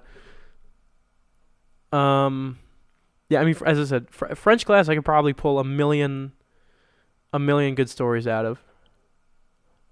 But like in my own time in middle school, I feel like most of the good stories I know from middle school are like stories that like I had heard either from like about other people or about like teachers mentioning that it happened to them. Oh, it's never ones you've actually experienced firsthand. Yeah. Yeah. I have a pretty extensive list of things that I've experienced in middle school. In middle school? In like events, like things that have happened that are just kind of funny. That's firsthand. Good for you. Yeah, I mean, I like honestly like thinking, I don't know. I mean, I spent a lot of time in middle school doing like one particular after school activity, which was like 4 hours every day, pretty much the entire year. I mean, it was really cool. Had a lot of fun, and I certainly learned a lot. I developed a lot from it, but obviously that ate up most of my time. And then during school, I mean, there wasn't a whole lot that went on.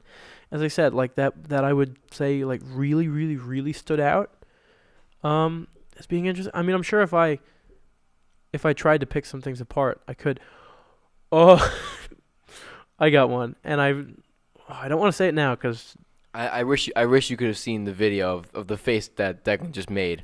It was just the light bulb. You could like visibly see the light bulb lighting up above his head. It was fantastic. I got so happy now. Yeah. There's another story. It is from French class, and mark my words here. It will show up at some point on this podcast, somewhere down the line, later in the season, because I gotta go. I need to find the actual letter, because saying it without the actual letter is nowhere near as good. I got a letter. We did pen pals in 8th grade in French class. Oh, God. And I got a letter which was, if you knew me, like there is not a better match in terms of like who could have written this letter and who could have gotten it. Like, not that I'm saying this person agreed with my viewpoints at all or I agreed with this person's viewpoints at all.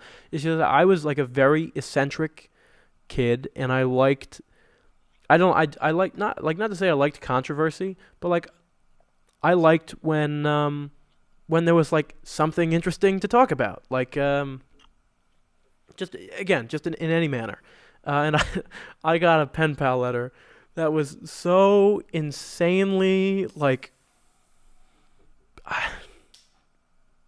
I don't know, like there is no good word to use to describe it. Like it's something. It is something. It's let me put it this way.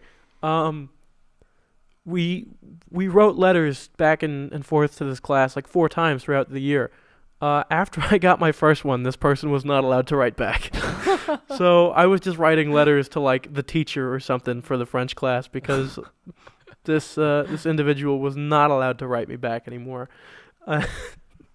Yeah, you got to find the letter and bring it in, because I'm very curious to know what was written on that. Like, it's a story, and I can't believe this, because I remember like having this thought like a couple months ago when I remember this. It's a story I forget all the time. I don't know how many people I've told about it since, just because I've just purely forgotten about it. Yeah. But it's outstanding. Oh my God.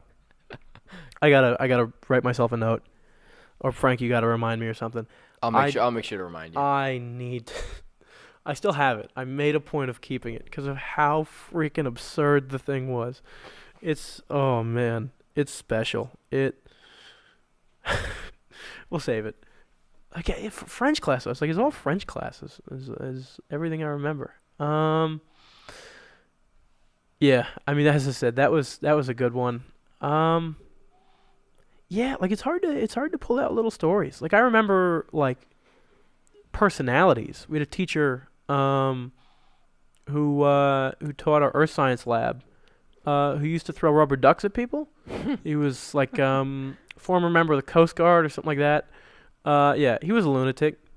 Screamed a lot. In fact, that was kind of like his nickname. You want to talk about characters? One of my middle school teachers, he was an English teacher. He had this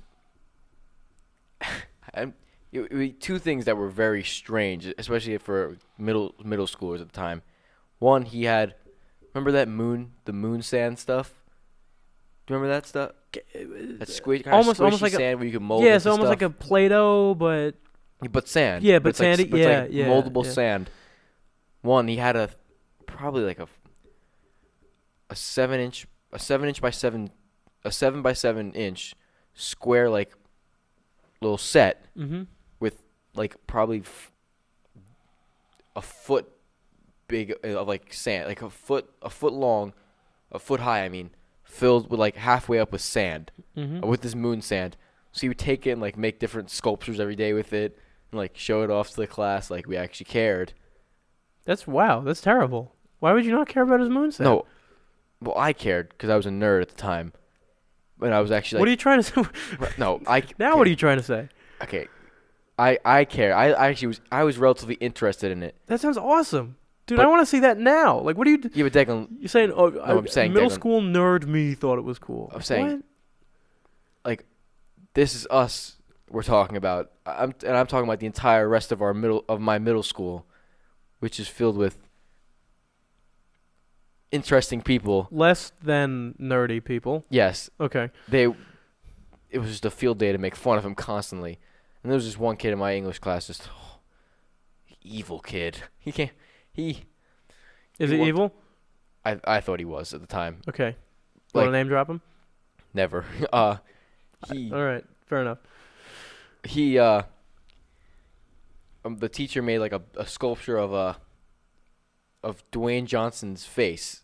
He was very good artist actually. So he made a nice with like the bald head and everything, and it was actually really detailed. It looked beautiful. He goes. I'll never forget this. The kid was in my English class. We walk in, we see it. The kid walked over to it, grabbed it, put it down on the ground, while the teacher went to the bathroom quickly, stepped square on it, just stomped, lifted his foot up, looked at everyone, like look at me guys, look at me, and just stomped his foot square on it, crushed the whole thing. The teacher came back, saw that, walked out. 20 minutes later, came walking back in with like puffy eyes, like he was just crying. I mean, I would not even the fact is like, all right, so he's probably gonna take it down, like at the end of the day, do something new. Just the fact there are people like that despicable in the world, that would make me cry. Did you beat the kid up afterwards? No, why would I? The kid was like had like probably 200 pounds on me. Would have done a damage. You gotta stand up for what's important, Frank. I don't know if moon sand is that important to me. Okay, in terms of my health, it is to me. We're finding this kid. We're paying him a visit. No, you know what? I'll just create a time machine so you can go back and do it. I feel like that's a little bit more complicated than just some of the other possible solutions. The government already has a time machine. If we have time machines, Frank, there are much more important things to do.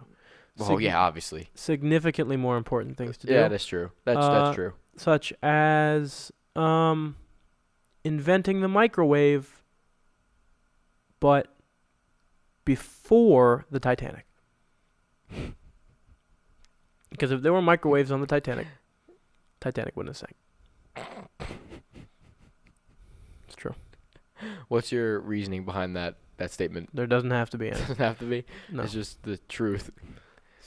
Let me put it this way. Have you seen a Titanic with microwaves? Not like go back in time and like give it like sonar where it can like detect an iceberg from like 6 miles away so it knows it's coming. That's ridiculous. No, God forbid we did that. The microwaves are essential though. You see, microwaves also too make pretty great flotation devices if you put them inside of flotation devices. So hey, it works. It's the truth. You know, we speak the truth here. That's good. I'm glad. So, all right, possibilities here. Time machine. Yeah, I think we should save the time machine for that. I think you and me should just go and pay this kid a visit. Maybe we should. Down to the local penitentiary, where I'm sure he currently resides. And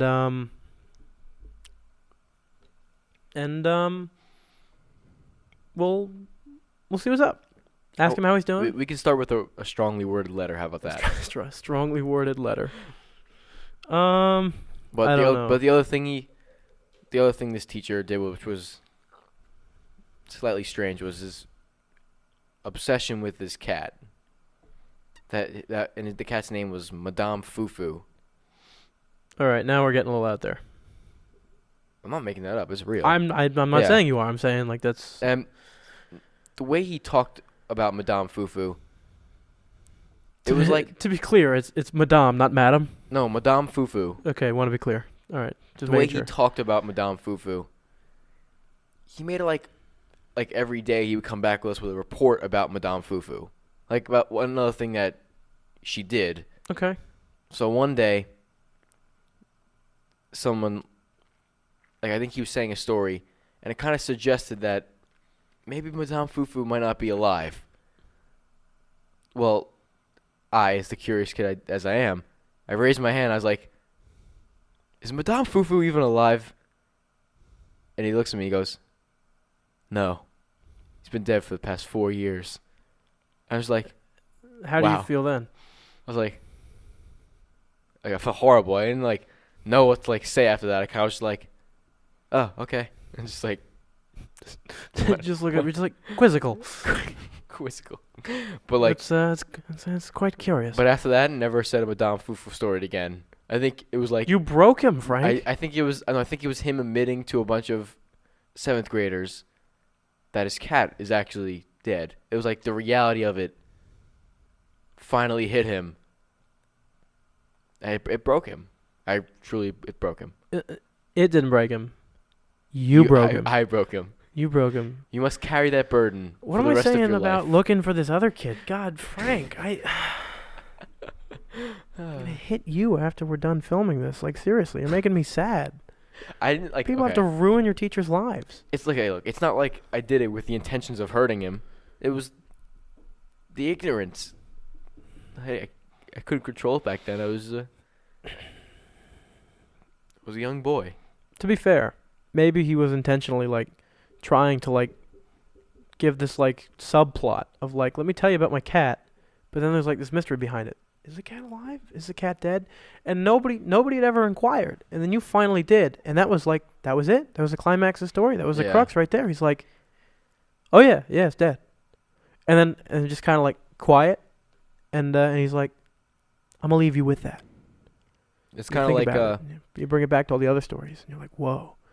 That actually reminds me of a comedy special I was watching once. This guy named Daniel Sloss. Not familiar. Yeah, he was telling a comedy. He was doing one of his skits, his first one, I think. It was like a trilogy, so it was three comedy skits.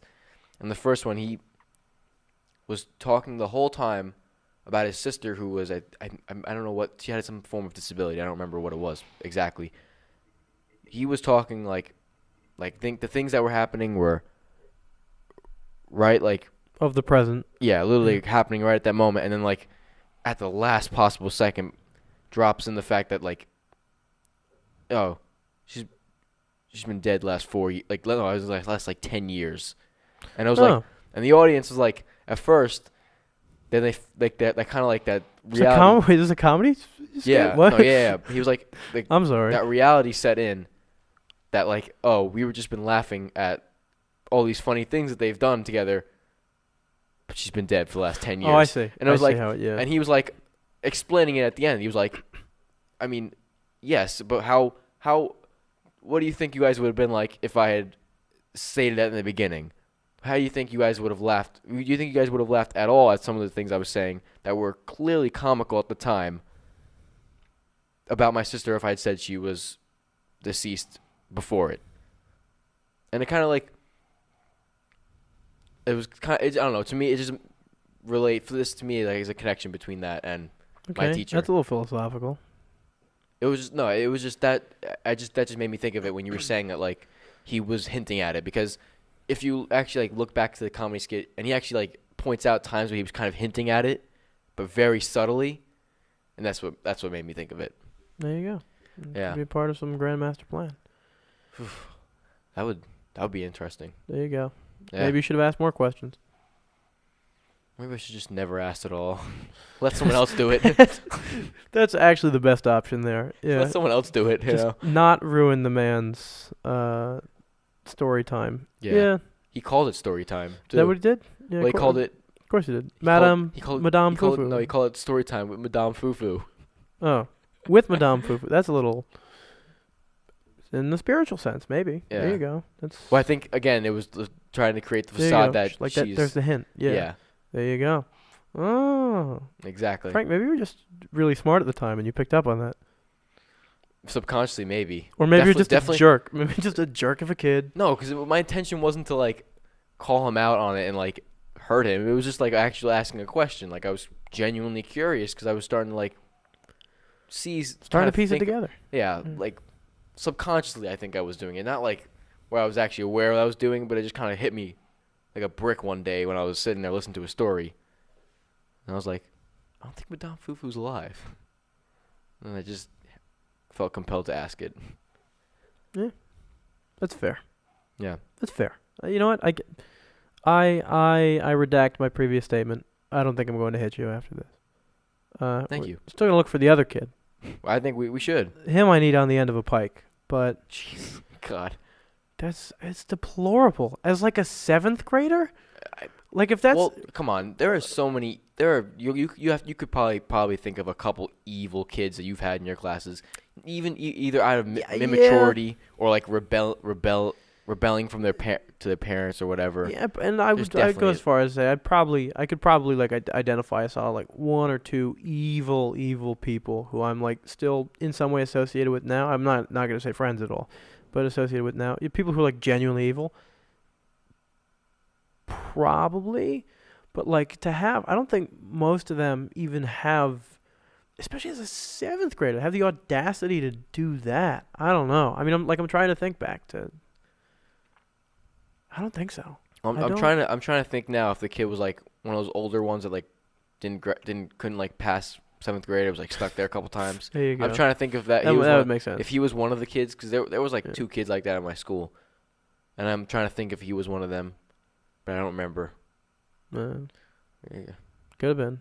Yeah. Maybe. If he was like a supposed to be 9th grader, then I would expect it. Like, then it would have made it wouldn't. It would be less. It would shocking. be It would still be just as sad.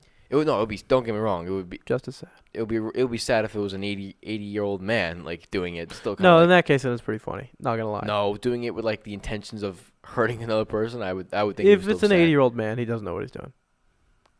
All right, that's okay. Say he knows what he's doing. Okay, like, that's not necessarily true. But I just find I just find the picture of like an 80. I mean, I'm picturing the man from Up is what I'm doing. I got the guy from Up waddling around on his cane, and then just like taking like the kids like moon sand whatever. Accidentally hitting some kid with his cane. Not accidentally. Just like doing it on purpose. Just like walking by and just like striking him in the leg and be like, whoops. Didn't see you there, Sonny. Oh, that's gotta hurt, sport. Like that kind of thing. You know? Chump. That's what I heard. Champ. Like. Yeah, it's like one of those like, oh, I hope that wasn't your ball playing, arm. You know? That sort of thing. But whatever old people say. I don't know. It's like, what I've come to notice that you get 2 types of old people. The really angry old people. Or the really nice old people. They're really awesome old people. Yeah. No in between. There's never an in between. They're either just mad about something all the time, or they're always happy. Like they're always happy to see your company, or like. I disagree. I think there is an in between. Sort of. I think the in between is in the fact that there are people who are like the nice old people. But like they intentionally come across as the grumpy old ones, so it's you get to know the grumpy. Exactly, yeah. So it's like they yeah. seem like grumpy and like they don't want anything to do with you. But then you do get to know them, and then you realize that everything they do is hilarious. Is still like grumpy and like asinine, but it's funny. But it's hilarious. Yeah, no, exactly. Okay. They're way funny. Yeah. Yeah, I've experienced that with a lot of elders. I guess older people. Yeah. The elderly. Elderly. There you go. Yeah, probably the best way of. Never mind. I'm not gonna say what I was gonna say, but just I've experienced that before. Okay, take your word for it. Yeah. No, I think there's an interesting dynamic there, but I don't. For the most part, I don't care who you are. That's evil, unless you're the man from Up. Then it's pretty hilarious stepping on Moonshine. It is. Otherwise, though, Yeah. No. We need to do something about this kid. He's a problem. We'll figure something out. He's a problem. But I mean, other than like those couple stories, like I'm trying to think of like really like funny things that like stick. They're like really memorable moments throughout middle school. Like I tell you, I have ones that I wasn't associated with, but I remember hearing again, either through teachers or through friends. But that's like that kind of like that folklore thing, like oh, like so and so did like something like you know what I'm saying? Like you always hear that like those kinds of things a lot. To me though, like there's a couple of them though that are like funny enough, and they like are closely related enough that it still remains like brilliantly hilarious to me. Yeah. The best one I can think of is my history teacher, in 8th grade. So it's American history, second half American history. He was telling us a story that at one point in it must have been, it was either like 2 or 3 years before he had our class. The same earth science lab teacher I mentioned before, the guy who used to throw rubber ducks at people, would like occasionally just like waltz into his room every now and then. And he was an old guy, so like he had some jokes. And he said he not like grumpy, but like definitely like had a temper. As I said, he would throw ducks at people. But he had a sense of humor to him. Like one day they're talking about like the development of the atomic bomb, the Manhattan Project, all that sort of thing. And the earth science teacher walks into the room, hears a little bit about that, right? And like just immediately kind of does like the like I have an idea thing, and like storms out the room. And the history teacher kind of like looks over to where he was and is like, I'm afraid to find out what that's about. And they're like 5 minutes later into the lesson, and the earth science teacher comes running back into the room, like underhand chucks a pineapple into the middle of the room, screams, "Get down, nuclear pineapple!" And like half the kids in the room just immediately go into the duck and cover underneath the desk. Oh my God. And that story, the nuclear pineapple story, as I said, nothing to do with me. But just like hearing about it, it's something that I like. It's something that I agree, like as just like a story on its own, isn't like inherently funny. But when you have like, so to say, like I don't want to call it like an elevated sense of humor, but like a more sort of matured sense of humor. Well, like especially one geared towards something that you're familiar with. Yeah, like, I mean that, yeah. But I mean just anything where it's like where you can like appreciate like like not even like a matured sense of humor, but it's just it's very much like that slapstick sort of silly. Just like appreciate the fact that somebody just threw a pineapple in a room and screamed, "Get down, nuclear pineapple!" Like the absurdity it takes to do that. Yeah. You appreciate the absurdity, like you said. That's really what it is. It's the absurdity behind it. As I said, it's not like the most inherently funny thing to do. Even if it wasn't the funny, it's so ridiculous that you have to appreciate how ridiculous it is. Exactly, and that's where the comedy is. But that's, in terms of that, as I said, like that's a great story. I love that one because I know that like fairly well. And then like outside of that, maybe a couple other like those, as I said, like in terms of myself, stories from middle school, I mean I have like sort of like drama related stories and like sort of nobody wants those. I don't care, they're in the past, and like not even like me drama, just like drama around the building.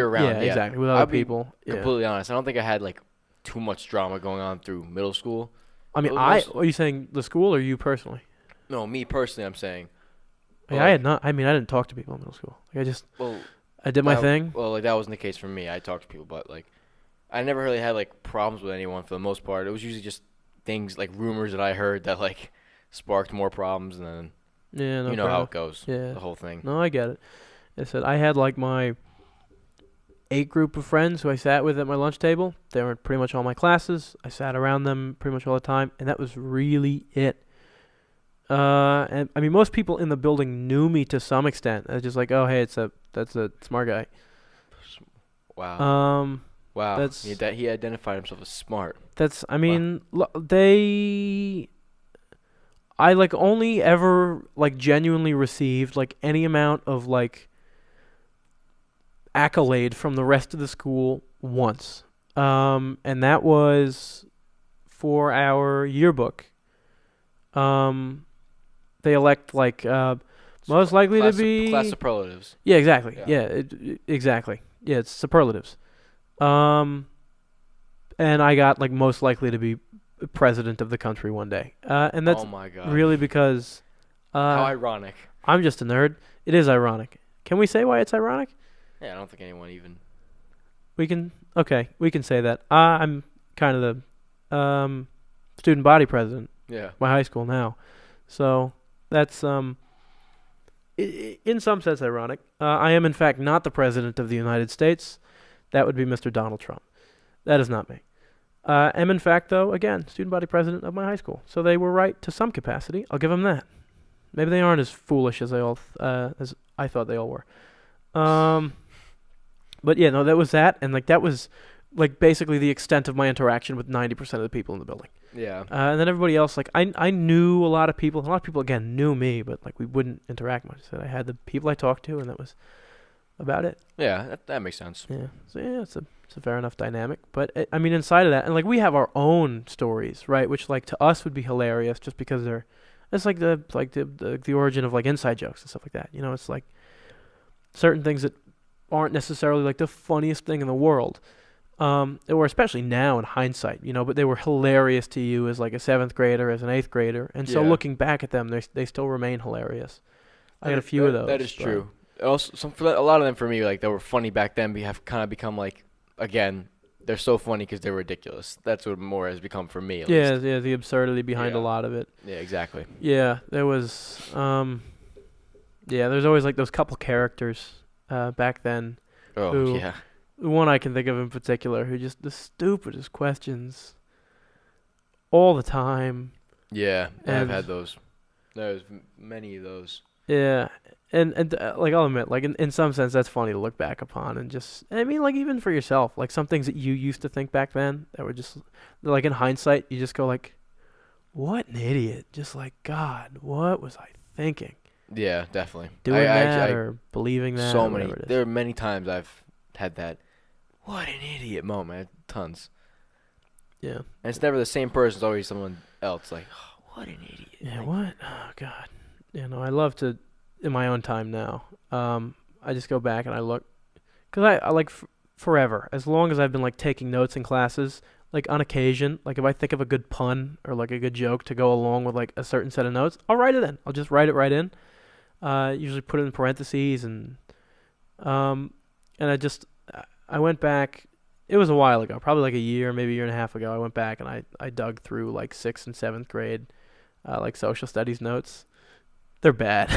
They're just like they're. It's not even like they're lame because they're like the dad joke sort of jokes. Because I still love those now. They like don't make sense. They're like nonsensical. It's like It's like I would like make a joke about something, thinking that it was some phrase, but it would be like the complete wrong phrase. So it wouldn't even make sense. Like anybody who knew what they were talking about would look at that and be like, "What? What? Did you like you know what you said? Like, what? And Are you trying to say this? Yeah, exactly. Like, No, I'm saying this. It's like, by chance, did you mean? And then it's kind of like, No. oh, oh, Most of the time I would have been like, that's a different thing. no, most of the time I would have been like, no, I mean this. Yeah, And just insist that you're right. And then it would take someone like older to be like, that's not the line, sweetie. No, you didn't, you idiot. Yeah. Yeah. It's like, oh, yeah. It's just like movies back then. Like I thought I could quote certain movies back then, and I would butcher the quotes. And it's like, oh Lord, looking back at some of them, it's like I can't tell what this is meant to be. Like, I don't know. That is, yeah. Like I don't know what I'm trying to reference here. Like maybe it's like some obscure old episode of SpongeBob that I haven't seen in 8 years, or maybe I just thought I had seen a movie that I hadn't. By thought I had, I mean pretended to have seen a movie that I hadn't. Maybe it was a dream I had once where I thought he was saying that. Yeah.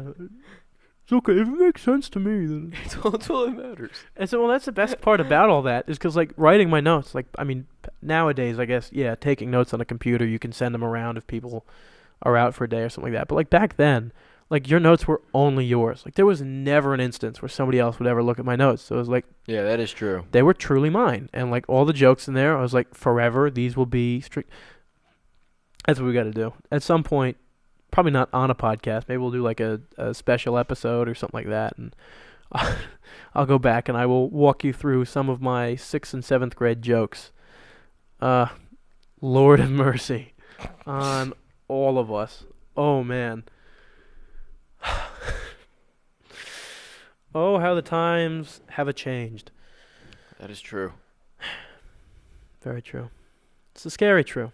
They've changed. They've changed a lot. I mean, to think about it, it feels like only just a week ago. It was like 2018. It's already 2019. Can you believe that? The whole year. Feels like it Time went is by flying. in a week. Yeah. What is It's that? Crazy. Crazy stuff. Absurd. Time is flying. Yeah. Really is. It is. But you know what? We're very glad that you spend some of that time with us. No doubt. No doubt. Except you're not really with us. You're listening to us. You don't actually really serve a function here. Let me not put it like that. We value you a lot. We appreciate you for listening. Unfortunately, you don't get to interact as directly as may be desired. However, you can leave comments and feedback and follow our Instagram and leave comments there and do the polls that I'm putting up on our Instagram. I think I did one and nobody answered it. So I'm going to try doing another one. I just want to say, you saved yourself there before. You said, you really play no role in any of this? Or something like that. You saved yourself. You got out of it. You explained your way out of it. Yeah, I was going to. Yeah, I was going to. No, I can't. I love the audience. The audience is the best. Well, the audience is what makes it actually all 12 of you want to do it. You're Hey, all 12. great. You know? We appreciate it. All like 100 and something that came around for the first episode, and then all like 60 something that decided they could stick around for number 2. 80, all 87. All like 20 that decided they could stick around for 3, Yeah. and all 5 that'll be around for this one. We appreciate each and every one of you. I'm not trying to make excuses, but it may have been the fact that it was New Year's Eve. Kind of like New Year's Eve, everyone's out and doing stuff. I understand that. And then they had the entirety of New Year's Day, which everybody spends doing nothing but like Sleeping. Sleeping and like sulking and just like dreading having to do anything else. And go back to school. Yeah. So it's, that's like several hours of pure time of nothing but, wanting to enjoy a wonderful little podcast. Well, we have That the is weekend true. now. We'll Yeah. see. Maybe Yeah. people will go and listen to it now. I don't know. I'm not condemning the people who haven't. I'm not ridiculing them. No, they're just missing out. It's all right. I would say so. I would think so too. I'm enjoying these. I think they're going well. Episode 3 was fun. Episode Ryan 3 Urtz. was fun. I enjoyed it. Ryan Urtz, he's good. Of course, I told Ryan jokingly before he came on that if the episode performs bad, it means he's never allowed back. And now he's genuinely concerned. Is it good? Is it bad? Yeah, he's like, how are we doing on views, Deaglan? And I'm like, not gonna lie, they've decreased by about 350%. So Oh yeah. God. or be like, so any comments coming yet on the episode? And I was like, no, but we did get a comment on episode 2, just earlier today, and he's like, oh, oh. Darn. Yeah. We do. We appreciate you spending whatever finite amount of time that you have on this earth. That got really morbid. What's wrong with you? Yeah. Well, it's true. I'm not trying to lie to the people. That's a discussion we're going to have soon. Almost a discussion we had today, but then we didn't. But then we talked about New Year's resolutions? Is that what it was? and Kind of. and reminiscing about our middle school past. A little bit. Yeah, Yeah. this was kind of all over the place. Here's the idea. Here's my thoughts. And I haven't discussed this with Frank, and I'm going to discuss it with Frank literally right now, and you're going to be a part of this discussion. Congratulations. Proud. I feel like there are like a solid 3 different kinds of episodes we can do here. There's like what we did last episode 3, anytime we have a guest, right? It's in some part incorporating them into a conversation that they're affiliated with, but then it's like also asking them about specifically what it is that they have knowledge in, right? Yeah. Because like that's what's interesting to me. That is true. It's always yeah. good to know where people have like maybe not even extensive knowledge, but and No, if they feel like they're knowledgeable in something, it's always nice to ask them about it. Right. Yeah, absolutely. So we had a Ryan Urtz, right, goes to a military academy. Of course, we're going to ask him about that. At some point, we're probably going to have some teachers from our building on. You bet I'm going to ask some questions, regarding, like, just the art of teaching.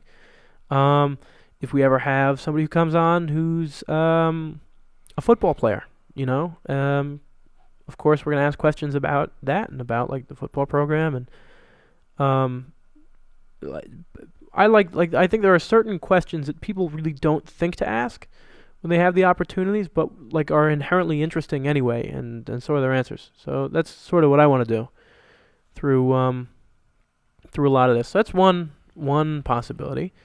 The other one is kind of like episode 2, where it's like we'll pick a philosophical thing, and let's just sort of go on like a tangential discussion about that philosophical thing, but like also centering around the main point. And usually around then, either I'll be leading the discussion or you will. Yeah. And it'll be based around like certain questions that we kind of have like pre-planned, that we, a certain direction that we want to take it.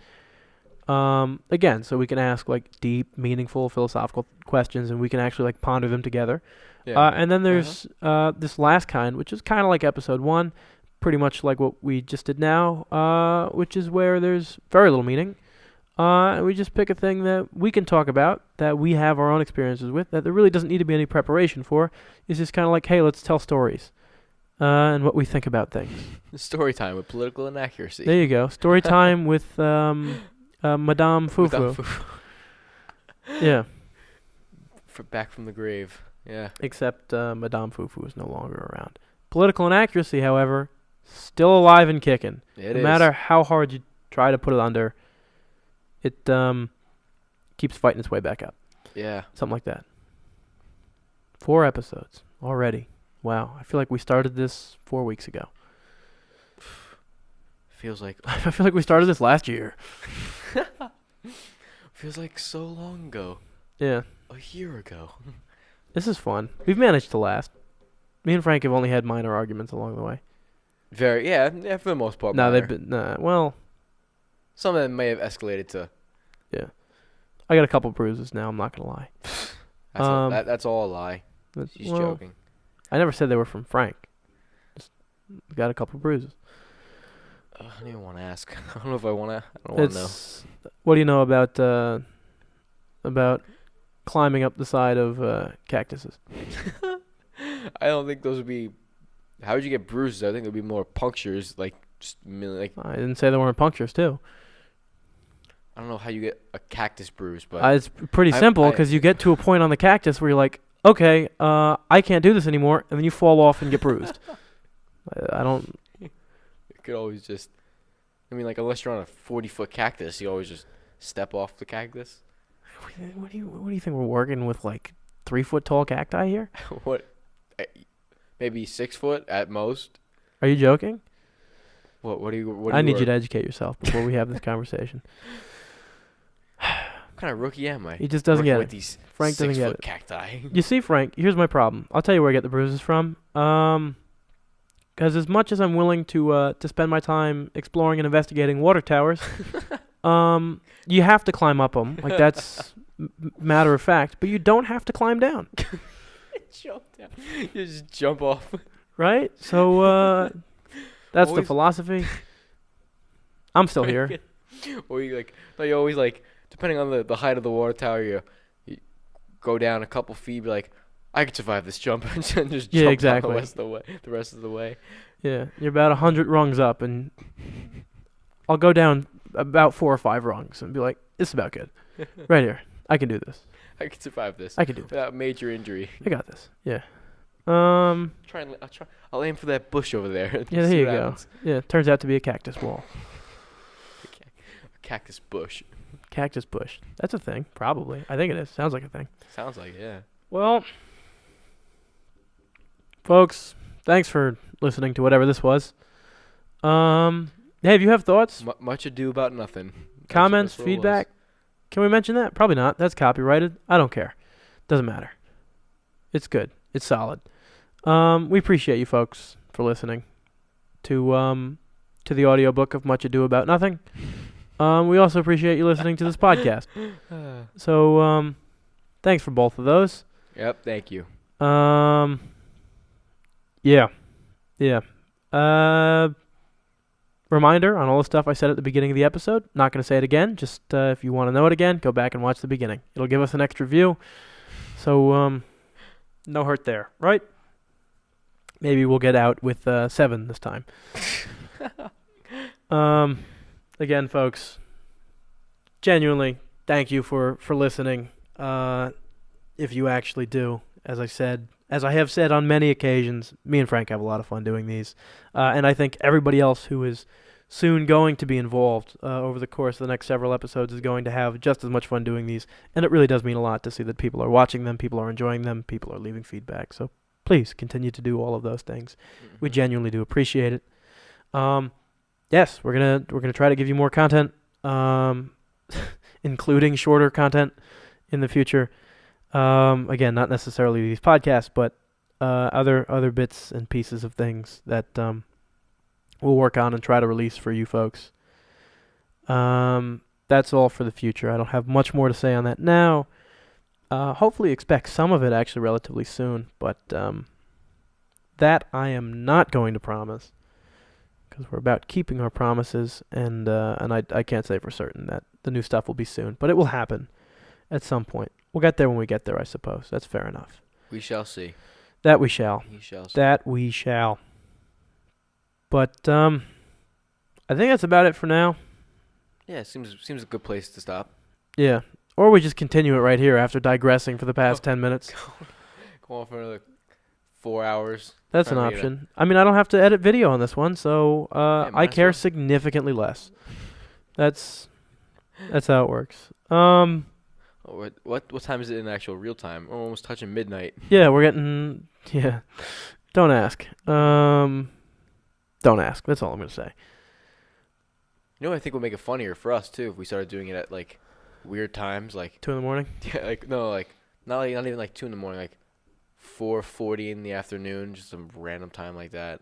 Or, like, you know what? It's not like we start these on time. It's like we go like 6 o'clock and we start at 6. Like, no, I know we never do, but like we usually we're pretty consistently starting later in the night. Yeah, for the most part. But like if we did one at like 2:15. No, if it was like a really weird time, like a 5:30 in the morning, like where people are just waking up and we're like halfway through it already. Chilling here. Yeah, we're halfway through, which means we've been on for about an hour and a half. Yeah, which suggests that we've been up since 3.